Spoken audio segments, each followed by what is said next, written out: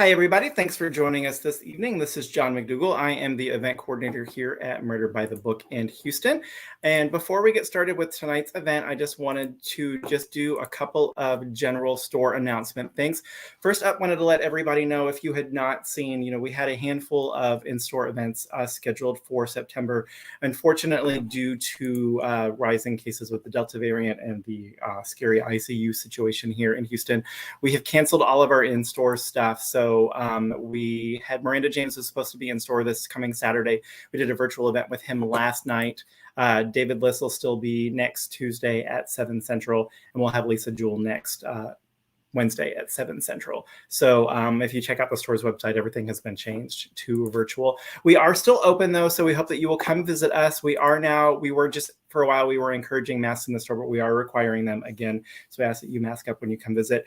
We are still doing curbside pickup. So if you are not coming out and getting out and about in the world, again, if you want to do curbside, just give us a shout. We're happy to run stuff out to the parking lot for you.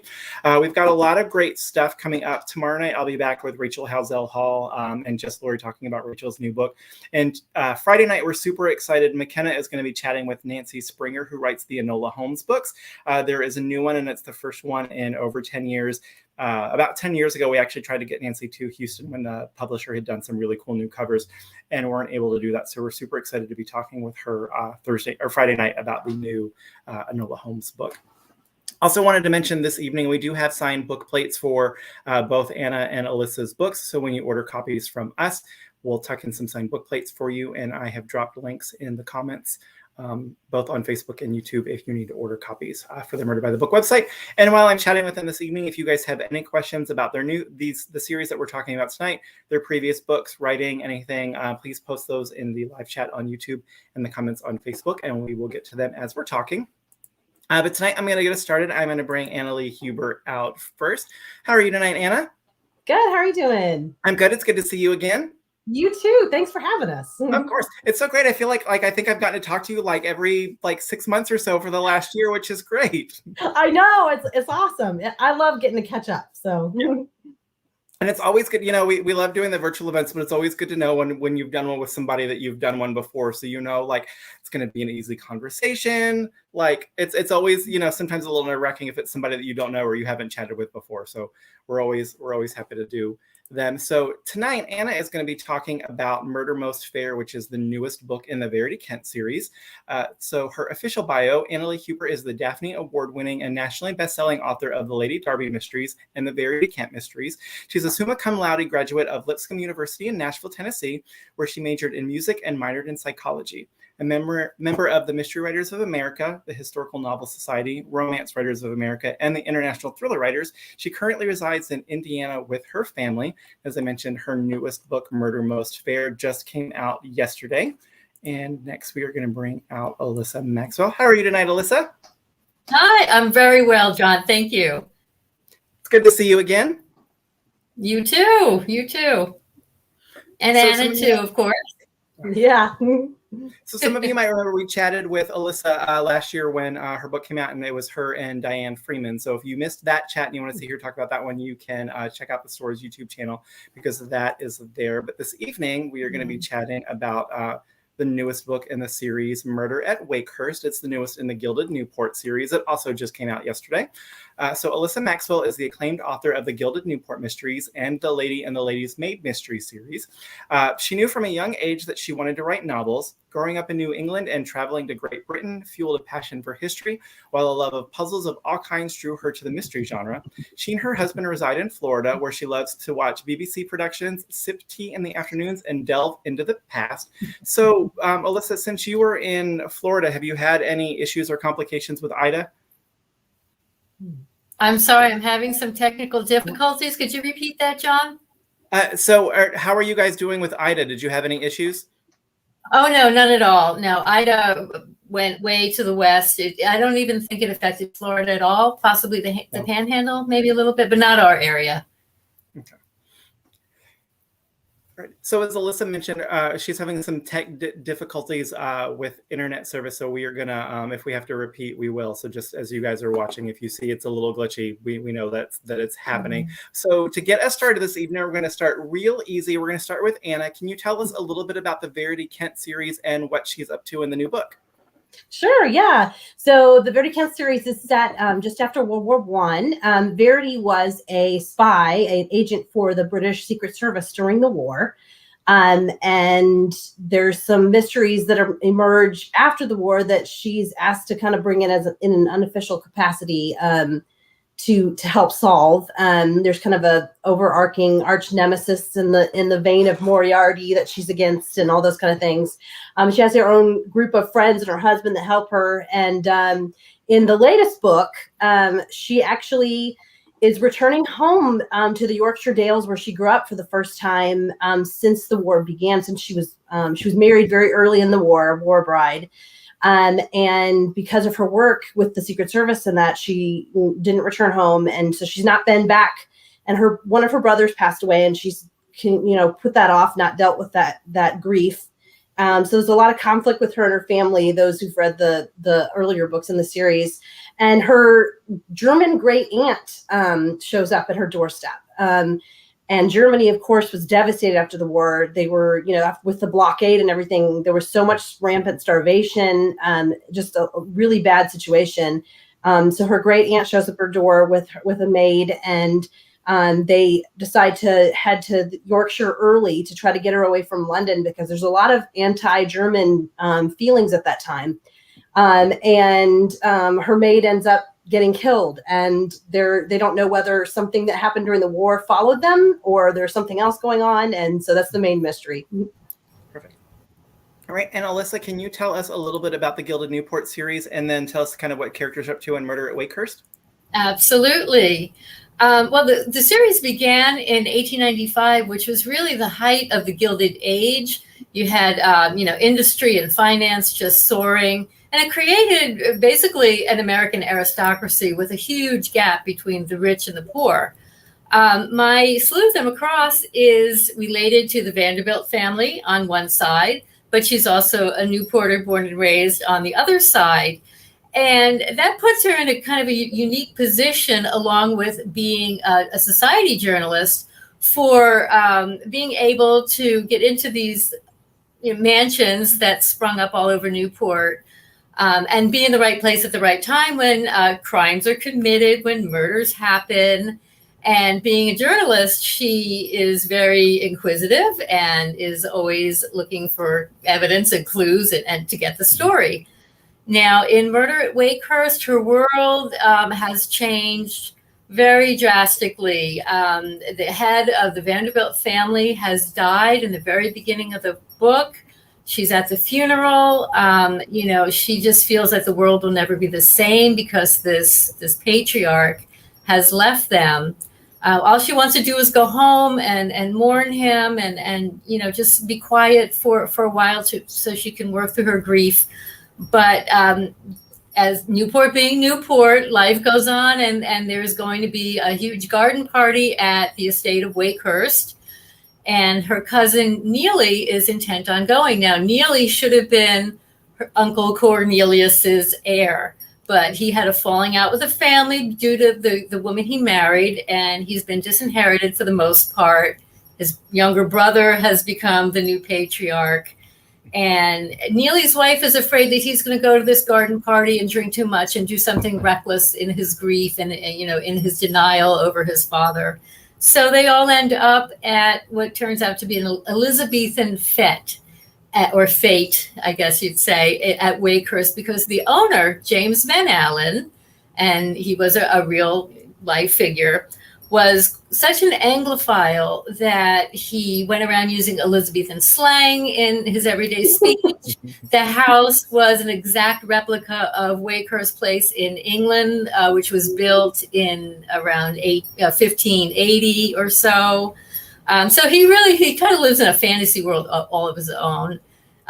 So there's at this party, there's an archery competition and Shakespearean actors and a jester and a joust. But in the middle of the festivities, Emmy hears the owner's dogs barking in a way that puts her on the alert, and she finds a very prominent judge among the hydrangeas with an arrow through his heart. And that the book takes off from there. So you guys both kind of get around the, I think in historical mysteries and kind of cozy mysteries and lighter mysteries, sometimes there's always that question of how do you get kind of a everyday person involved in actually investigating mysteries. And you guys both do it in really smart ways, with Verity being, a former agent, and with Emma being a newspaper reporter. So did you guys know that those were going to be your characters' professions as you got into the series? Let's start with Anna. Yeah, absolutely. I actually, I had wanted to write a series set around World War I for a long time, and I just couldn't find the right hook, the right way to do it. And when I started doing research and I stumbled across all these women that had served for the British intelligence, British Secret Service during the war, I mean, they'd kept their mouths shut. It was secret until the records were released in the late 90s and early 2000s. And then it came out that there was thousands of women that had worked for British Secret Service that none of us knew about. And when I started reading about these women, I knew this was, so she was really her profession was really the crux of the series, and where the whole idea came from and where it all grew. And it was, like you said, a natural fit, because of course, she would have the skills and she would have the abilities and the connections and all that stuff to do this investigation. So that's a really fascinating fact. And I wasn't aware of it until I started your series.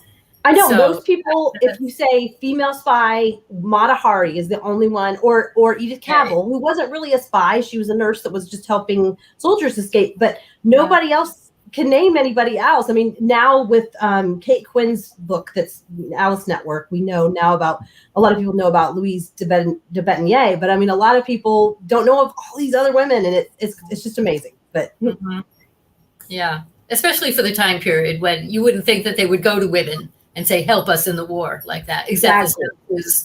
Like that. They were desperate. Yeah. They needed them. Right. So to answer your question, John, yes, I did know right from the beginning that I wanted Emma to be a journalist, because in my research, I discovered Nellie Bly, and she's actually one of Emma's heroes. She gets to meet her in one of the books. And Nellie was a really groundbreaking journalist. Emma isn't quite there yet in what she's been doing, but Nellie went around the world in 73 days to beat the Phileas Fogg around the world in 80 days record. And she spent 10 days in a madhouse on Blackwell Island in New York to, report on the conditions in the insane asylum. So, I do have that precedent. And there were other women as well. Most were consigned to the society pages. Nellie refused to be. She insisted on doing it on her own terms. And that's what I'm doing with Emma slowly throughout the books. So her career evolves, as does her personal life. So it's interesting, Anna, why do you think that, there's not, people ask all the time for more World War I mysteries, and there aren't a ton of them. Why do you think that people kind of gravitate more towards World War II when they're writing versus World War I? I can definitely say, because in America, we kind of give it short shrift. We don't, even in school, we don't spend a lot of time studying World War I because we didn't come in till the very end. And so I think that's a big part of it. I really think so. I mean, for me, it intrigued me because I was like, well, wait a minute, we were in this war, but what happened? Why don't we talk about it? I mean, it's called World War I. I mean, and once you delve into it, oh my gosh, there's so much depth and so much to it. But I think because in America, World War II is such the, climax, and World War I in many ways, I mean, it was a continuation. I mean, World War II would not have happened without what happened in World War I and the way it ended. And the bitterness and the revenge and I mean, all those kind of things. So, but I think that's a big part of it just here in America, because I know in Britain, it's a much bigger thing. I mean, it's the Great War. They lost a whole generation and things changed so much, so drastically. And even in France and Germany and Russia and all that. So for me, that would be why.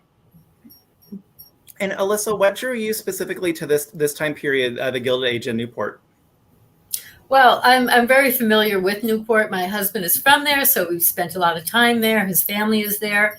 And really, two things that are so visible in Newport in terms of history is the colonial era and the Gilded Age. The mansions are there. So many of them are still there. Many of them were knocked down many years ago. But I knew that to find that hook, it's just such a recognizable thing. People are familiar with the Vanderbilts. They may not be as familiar with some of the other families that I've used, but I think working them in, with the Vanderbilts and the Breakers first, it's just something people immediately recognize and I think relate to. So many people have visited it.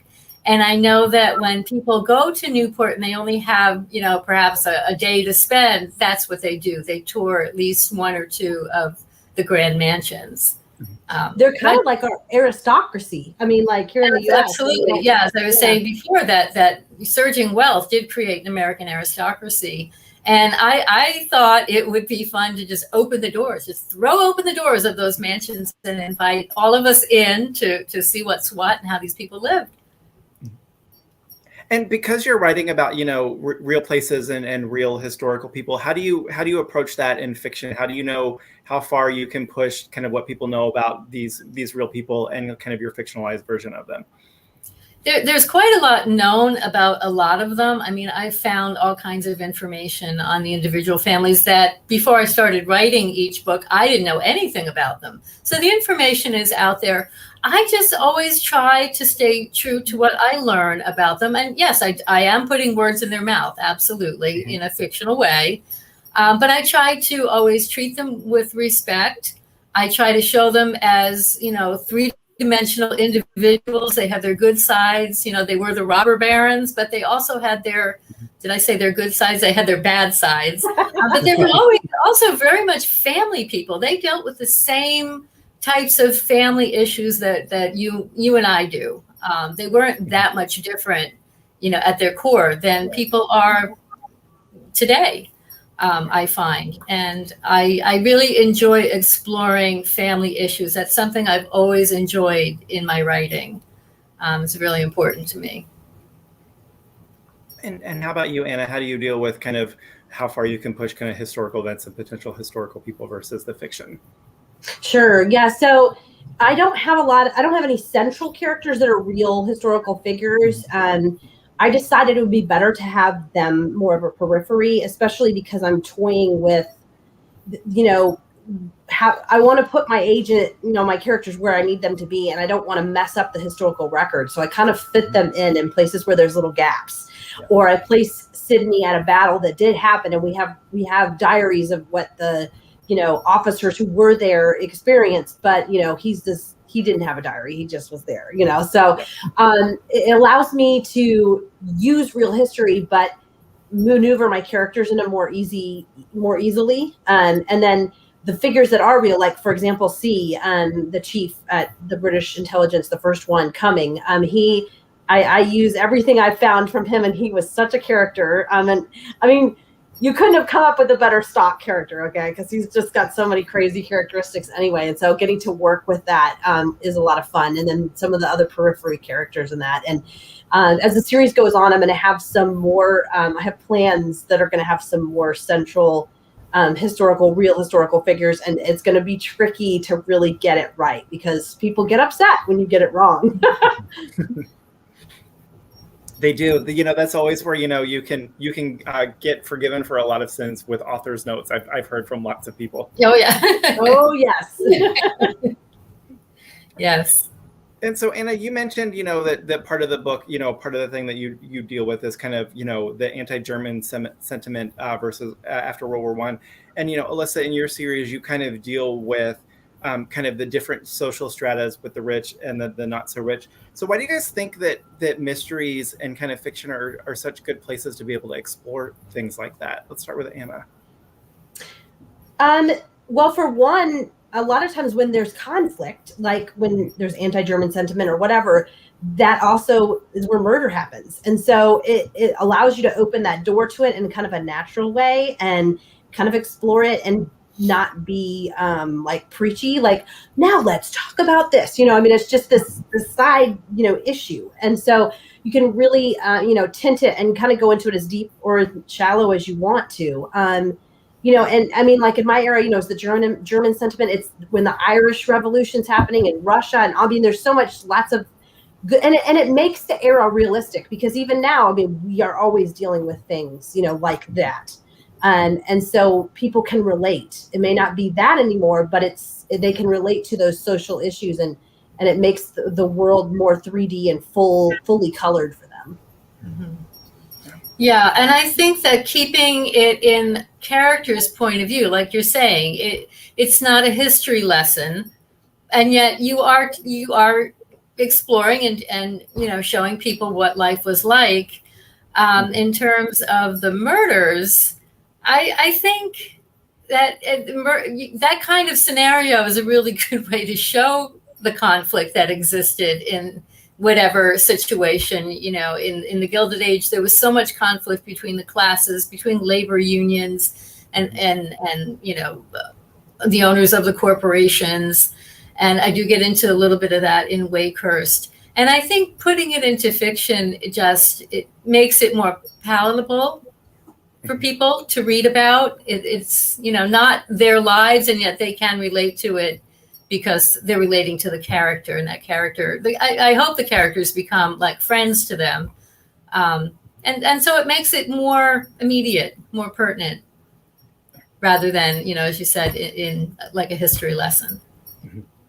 So as you're sitting down to start a book, do you know kind of off the bat who's I know authors don't necessarily always know who the killer is going to be, but it seems like, you know, so much of a story with mysteries, especially as you guys have been talking about those, kind of revolves around the person that gets murdered. That's kind of what kind of sets everything off. So do you know who your victim is going to be when you start, or is it something you discover once you've actually sat down and started getting into it?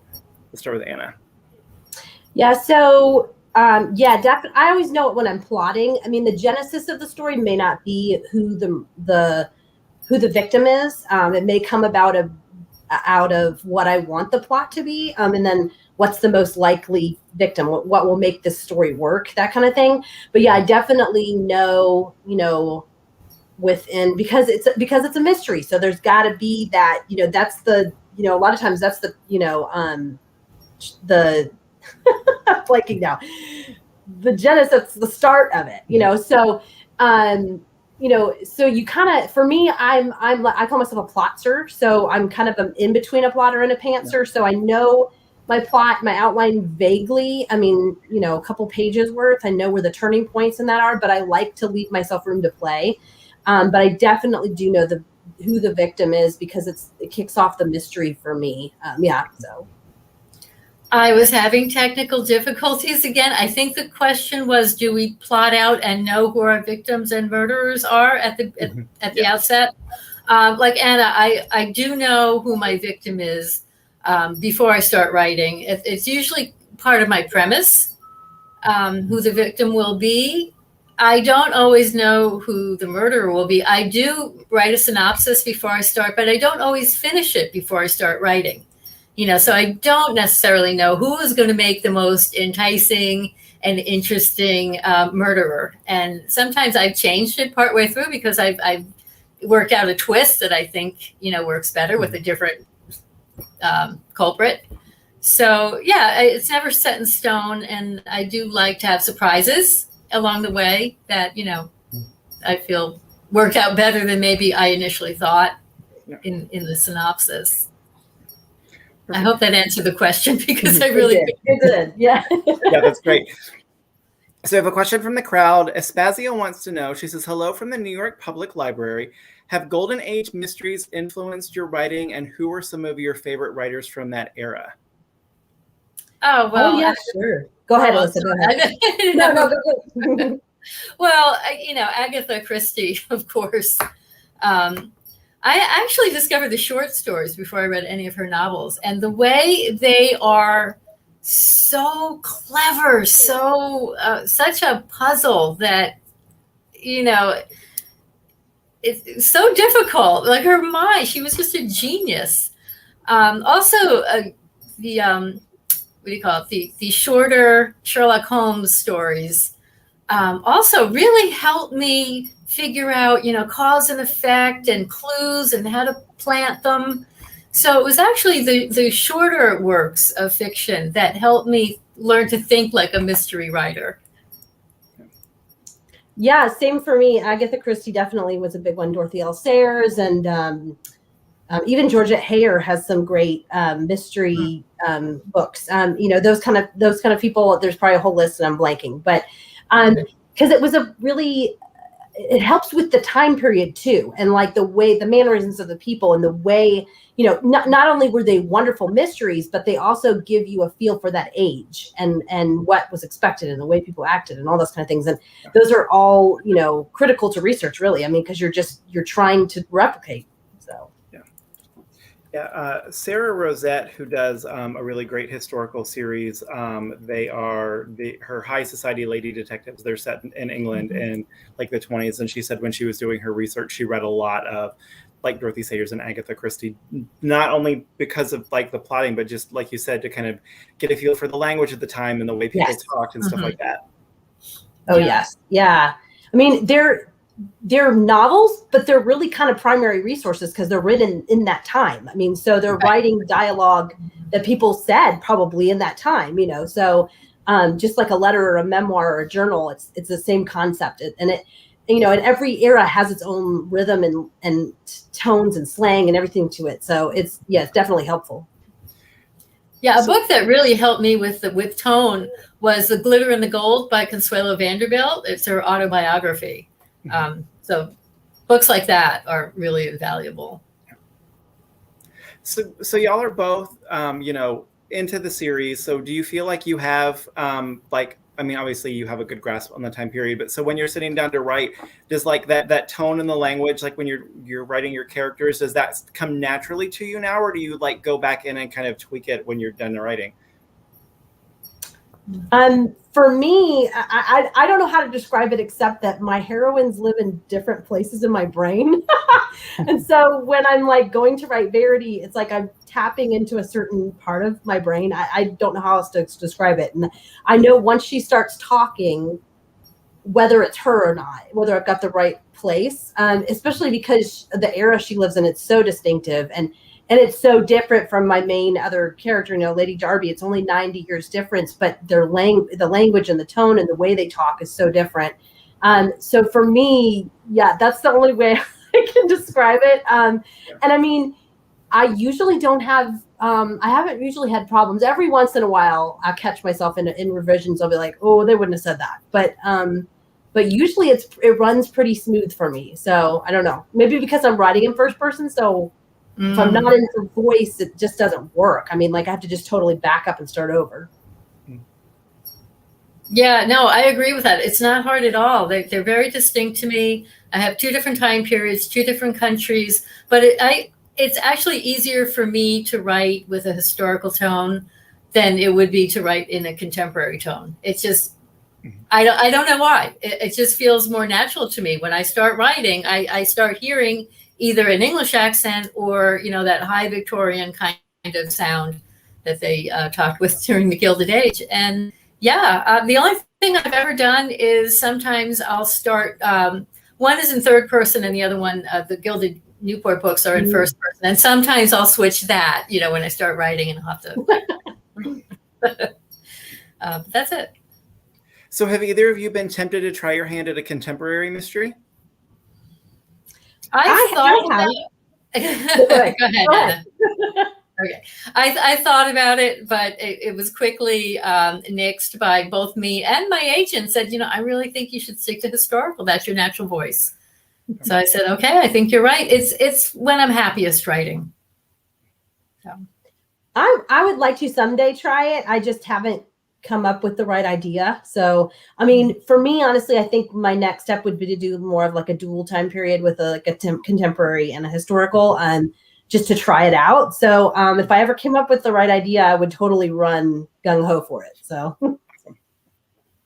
So since you both do multiple series and you're both putting out multiple books a year, do you, and I know sometimes with editing process, you might be writing one while you're doing copy edits and stuff, but do you sit down and write one and then when that's done, you start to the other, or do you bounce back and forth between them as you're writing?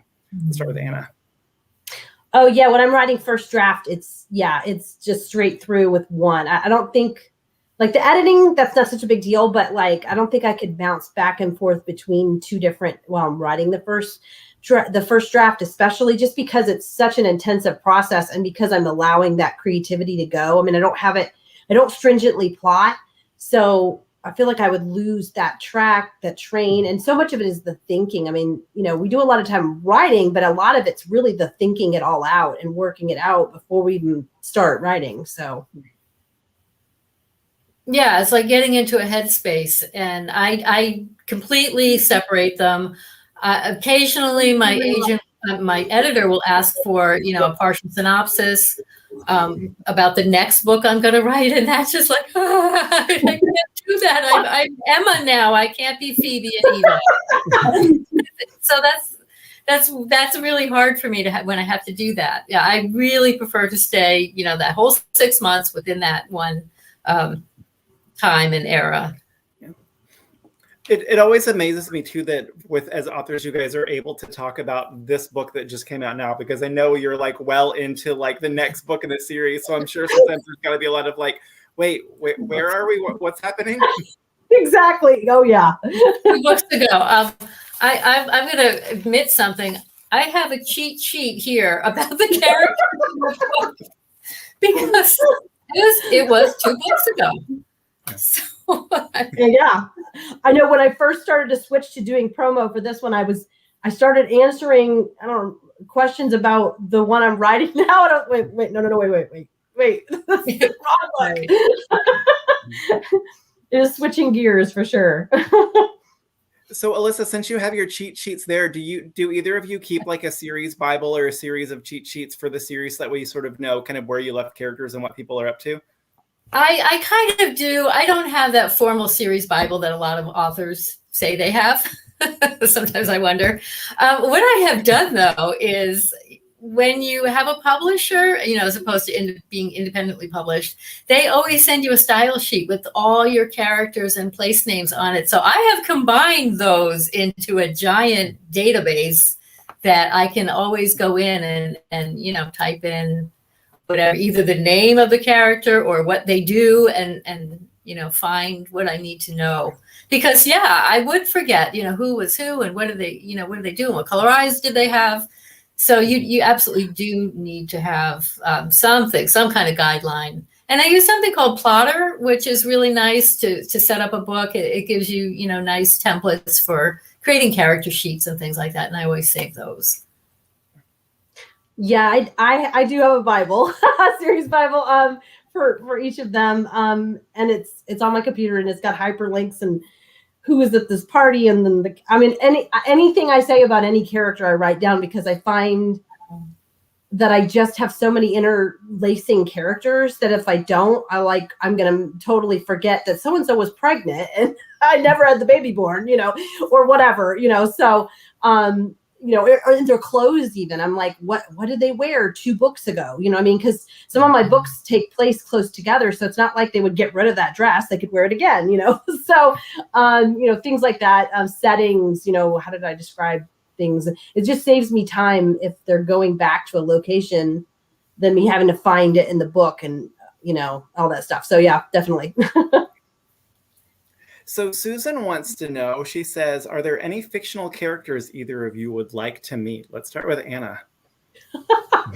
Oh my goodness. Okay. Fictional characters I'd like to meet. Not ours, just any in general.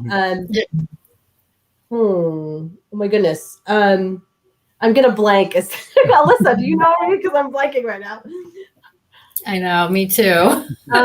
Maybe some of Jane Austen's, just because I love Jane Austen. Oh, there you go. I don't know. There's a lot that I think would be fun to meet, but I don't know that I'd want to live with them. Julian Kestrel from Kate Ross's amazing series. I think he would be so much fun to meet. I love him, the Regency dandy. So Yeah, I'm sorry, I'm just blanking out. But when you said Jane Austen's characters, I was like, oh, right, of course. Yeah, because they're fun. They're just fun. are. I'd love to have tea with all of them. My go-to answer is the Schuyler sisters in the Beatrice Williams books, Pepper, Vivian, and Oh gosh. I just want to go to like one of their cocktail parties and hang out and like meet the whole family, and then like I would be good. Did you say the Schuyler sisters? Yeah. Yeah. Yes. I love that would those be a good one. Yes, you're right. So this Good is my one. favorite new question to ask, especially mystery writers. So with your skills as a mystery writer, do you think that you would be a good amateur sleuth? Let's start with Anna. I would be good at figuring things out. I'd be good at the background organization. I don't think I'd be good at the like snooping around. I would get too anxious and be worried about offending people. And I mean, like, that's like, I get asked, would you be a spy during the war? I was like, if I had lived through the war, I would probably have been in the office doing the reports and the organization and all that. I would have been good at that, but I'm not spying. How about you, Alyssa? Are you there? I think I'm back. Yes, I can hear you. Okay, good. No, I don't think I would be a good amateur sleuth. I don't think I'm quite as adventurous as my characters are. I'm happy writing about them, reading about them, but I think I'd rather be an armchair sleuth myself. So Andrea wants to know, and you can't say each other's books, that's always my caveat. What is something that you've read lately that you loved? Let's start with Anna. I got to blurb a couple great books just recently that are coming out.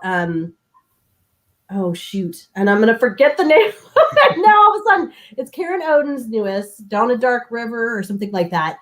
It's the first in a new series, and it's wonderful. It's a Scotland Yard inspector, and it's coming out later this year. It's really good. It was really good. And The Spanish Daughter by Lorena Hughes, that comes out later this year. Also, that's more of a historical fiction, but I mean, there is a murder mystery, and there's some wrangling over an inheritance, and it's set in Ecuador among the cacao plantations in 1920. So it was a different location, and I really got into it. It was really interesting. So I would recommend both of those. And I also read a fascinating nonfiction book for research recently called The Road Less Traveled by Philip Zelikow, and it was just I've been raving about it because it was just amazing. It was about the peace that could have happened in the middle of World War I and came within just so close, and how our world would have been so changed if it had happened, but it didn't. And it was one of those books that I just was like screaming at the people on the page, and those were real people. And I mean, so yeah, it was very good. I can't hear. What have you read recently? You hear us at all? Oh no. Can we type to her? Yeah, I can. Let's see. Let's see if the private chat works. He's going to type to you. And Anna, you were right. The Karen Oden book is Down a Dark River, and she's watching it. So thank you. Thank you. I recommend it. It's good.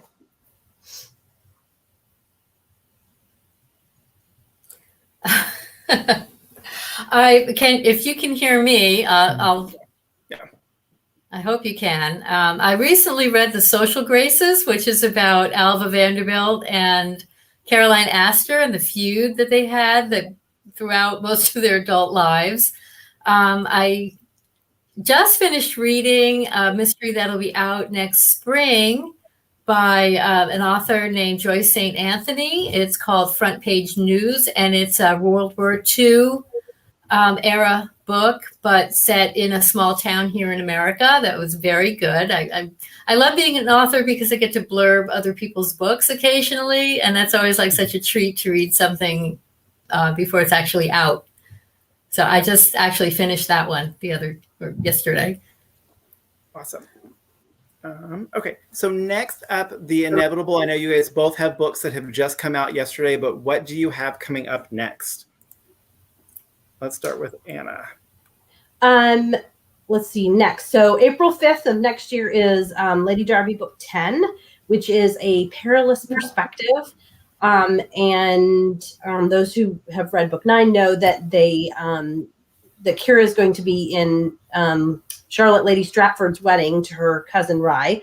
And so they're in Argyll, Scotland for the wedding. Gosh, I got to switch gears here. Yes. Her cousin's great uncle, who is Lord, who owns this manor that they're at, has an extensive art collection, but Kira discovers that there are forgeries in his collection. And that kind of kicks off the whole thing. There's a lot of art.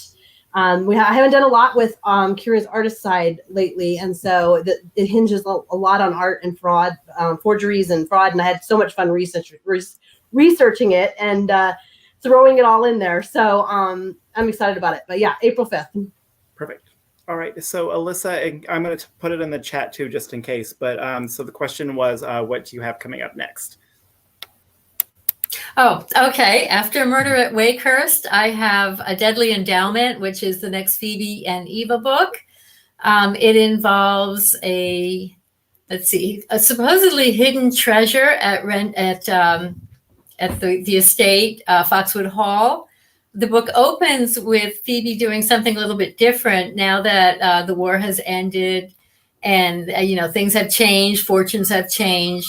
She's decided to open the house to a tour. So she's invited people in, people from the public in to come and see the house, much to her grandmother's, dismay. And she's just horrified by it. But she's trying to raise a little bit of money for the village and, hopefully generate a little business for the shopkeepers by, drawing people in to see Foxwood Hall. But things don't go well. Somebody did it in the library with the drapery cord, and it goes from there. Perfect. So, and because people always want to know while we're watching, Anna, can you tell everybody what the first book in the Verity Kent series is? And do you think people need to start with the first one, or can they jump in with this new one? Yeah, the first Verity Kent mystery is This Side of Murder. I do recommend people start at the beginning, but they don't have to. I mean, you will not be lost if you jump in with Murder Most Fair.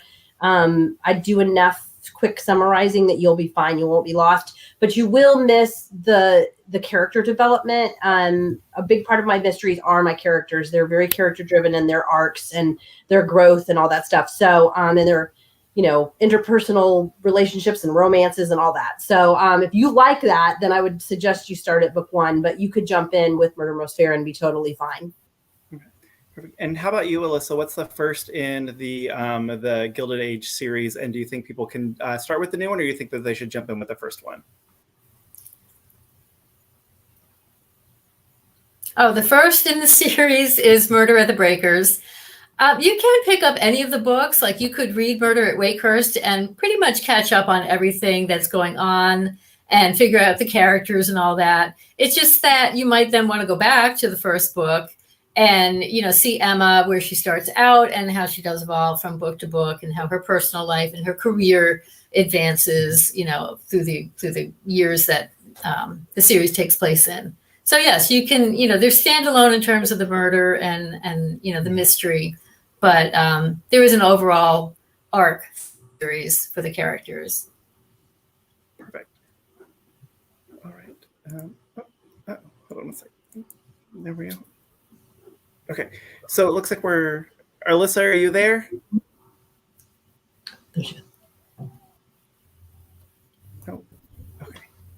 So I think we're going to cut it a little short because it looks like we're having some tech issues, but I think we were able to get everything covered. So just to recap, if any of you have joined us late, we have been chatting with Alyssa Maxwell and Annalie Huber about their new releases. We have signed book plates to go with both of those. Anna's book is Murder Most Fair, and it's the newest in the Verity Kent book, and it just came out yesterday. And then Alyssa's newest book is Murder at Wakehurst, which is the newest in the Gilded Newport series, and it just came out yesterday. So I said, if you missed any part of the chat once we're done, Facebook and YouTube will archive it, so you'll be able to rewatch. If you missed any of our previous author events, you can always just scroll through the Facebook and YouTube channel. We've got lots of great stuff there. So thank you, ladies, both so much for joining us this evening. Hopefully the next time you've got stuff coming out, things will have righted themselves and we can actually get you to Houston and we don't have to do it virtually. This has been great, but it would be great to actually get to see you in person. So you guys have a great night and we'll see you soon. Thank you so much, John and Anna. It was great to see you both. I seem to be back. And thank everyone who's been watching. Thanks so much. Y'all take care.